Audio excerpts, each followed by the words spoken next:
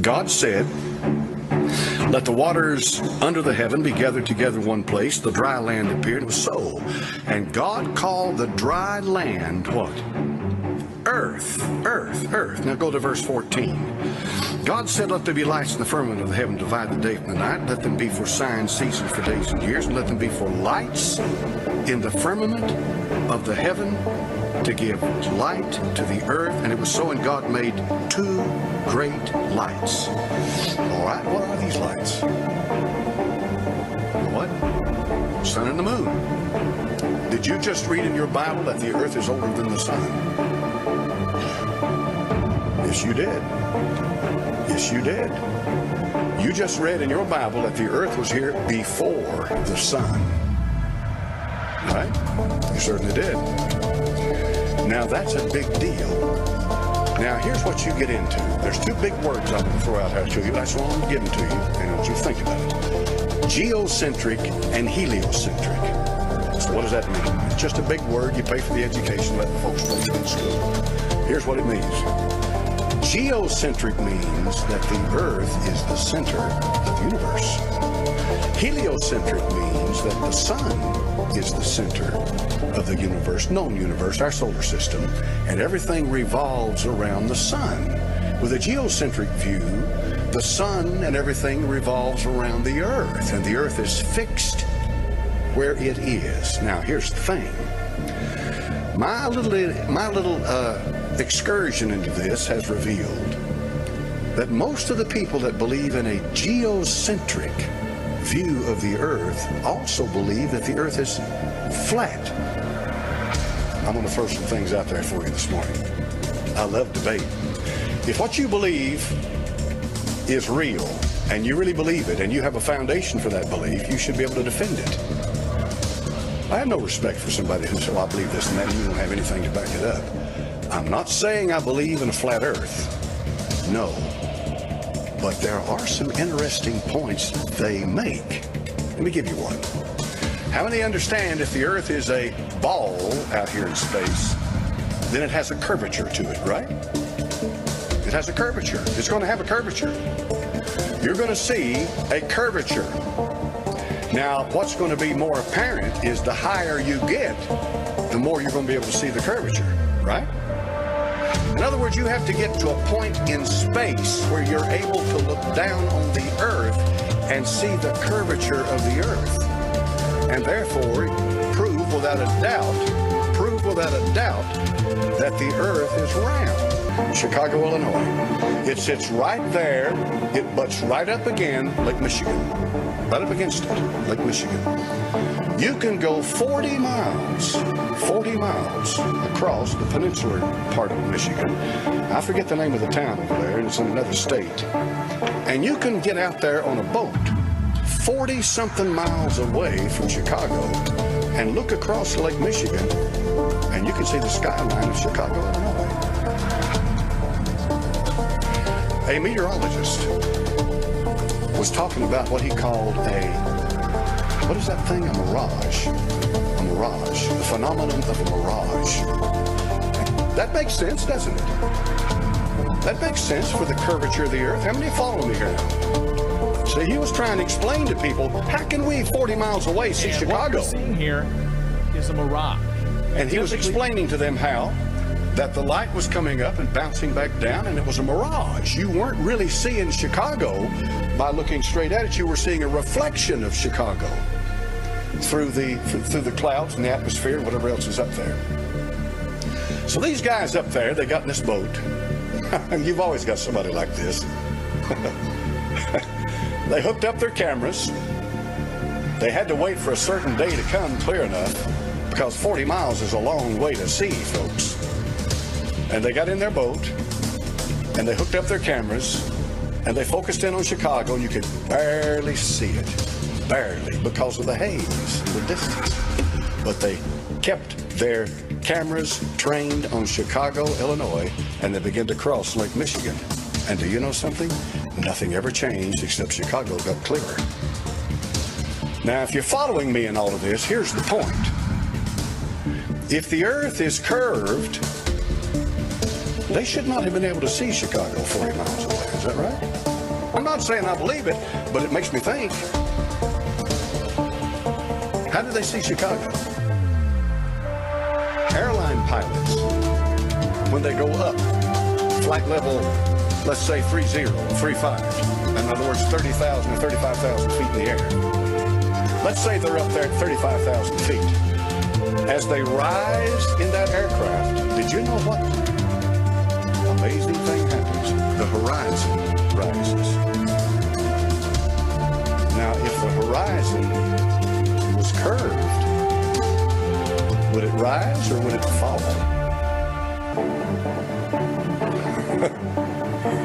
So you believe in the flat earth? No, but I believe in listening to what they got to say. You see, here's their point. Their point is that God made the earth, and he made everything else as it relates to the earth. And the earth is the center of God's plan for man. And that it is here the issue of sin and salvation is settled. And that because of that, the earth is primary and is of primary importance in God's creation. In plain words, you're not going to find anything out there that is nearly as important as what you've got going on here. Now, as far as that's concerned, I go with them 100%. I'm going to read a little more about the flat earth. Here's why. I may never believe the earth is flat, but I may learn a lot of things from it that may help me understand my Bible in ways that I could never understand it before. Well, the sun neither rises nor sets, but travels in a clockwise circuit from east to west, and only appears to rise and set due to perspective. The sun disappears at the vanishing point of human perspective on the horizon where the ground meets the sky, and since the sun is not 93 million miles away, I repeat, not 93 million miles away, but much closer and smaller, the light emanating from the sun only illuminates about half of the flat plane at once as it makes its daily journey.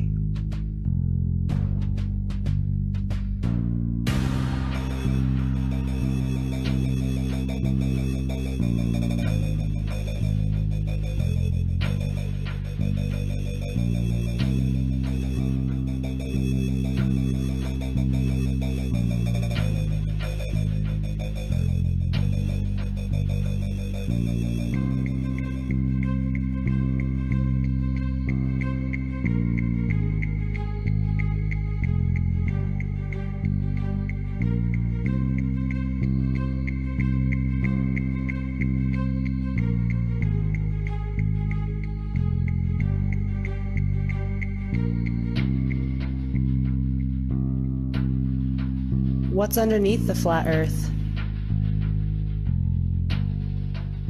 This is obviously an unanswerable question since the assumed edge has never been known to be reached, but many people suppose that whether the Earth is round or flat, that either way, it still must be floating in the middle of outer space.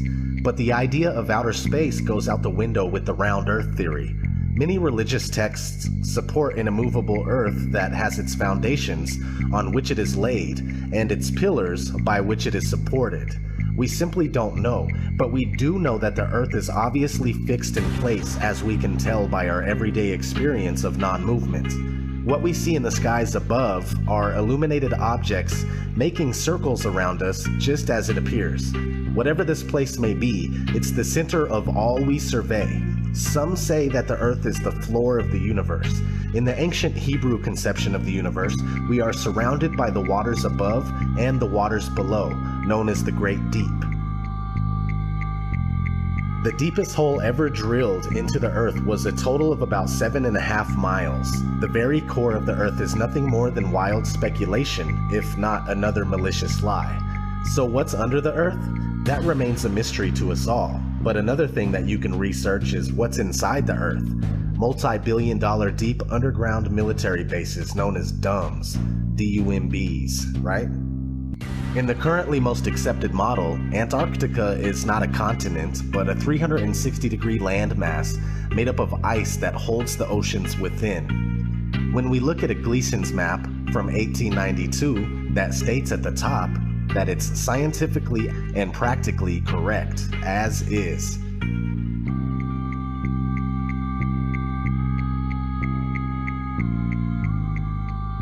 We see this Antarctic ice rim.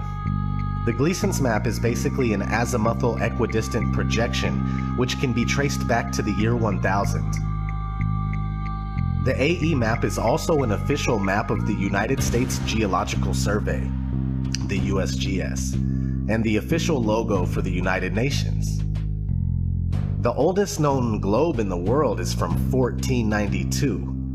This is something you need to keep in mind because many people argue that the azimuthal equidistant map is just a flattened out version of the globe, when in fact the globe is just a rounded version of this true world flat map. If the flat map came first and it has the ability to convert into a globe without any problems whatsoever, then that should tell you a little bit about how this globe deception was achieved. Now, back to if there is an edge or not. There is no proof that there is an edge past the Antarctic ice wall, but it is speculated by many that perhaps the plane that we live on is either extremely expansive or it's possibly endless. In these two scenarios, it would be logically assumed that more land is being hidden from the general public.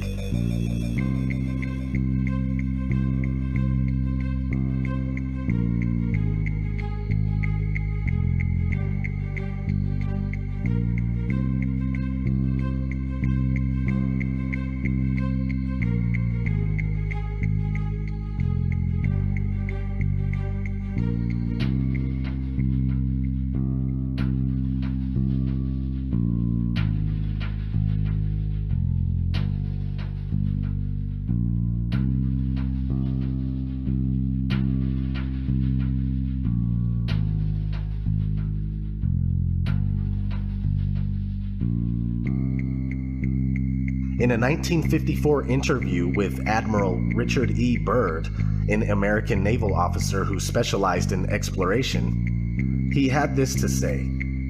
But strangely enough, there's left in the world today an area as big as the United States that's never been seen by a human being.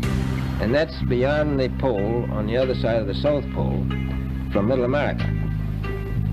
And I think it's quite astonishing that there should be an area as big as that unexplored. Implying that there is more land past Antarctica. If that uninhabited land was on a globe, it would be in the Indian Ocean.